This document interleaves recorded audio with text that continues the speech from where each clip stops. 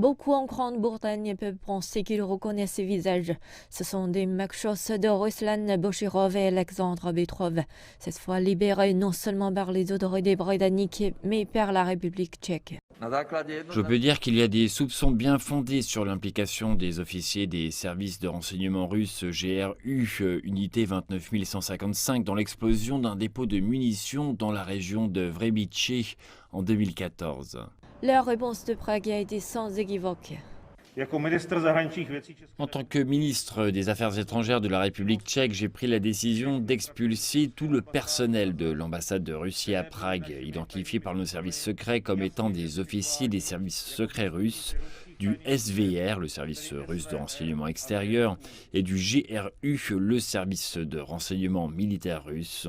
Dans les 48 heures, 18 membres du personnel de l'ambassade de Russie doivent quitter la République tchèque. L'explosion de 2014 a tué 2 personnes, mais à l'époque, celle-ci a été traitée comme un accident.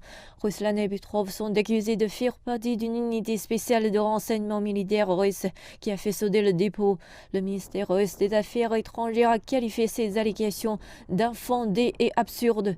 Il promet des mesures de rétorsion sévères, comme il y a 3 ans, quand 2 hommes identiques du même nom ont été accusés d'être entrés en Grande-Bretagne et d'avoir tenté d'assassiner l'ex-espion russe Sergei Skripal avec l'agent neurotoxique Novichok dans la ville anglaise de Salisbury.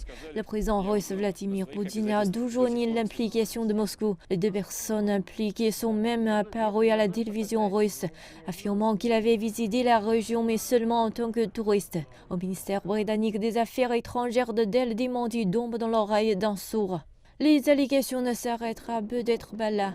Les services de renseignement européens se penchent sur les liens possibles de l'unité 29155 avec une série d'autres incidents liés à une tentative de coup d'État au Monténégro en 2016, au paiement présumé de primes pour le meurtre des troupes de l'OTAN en Afghanistan.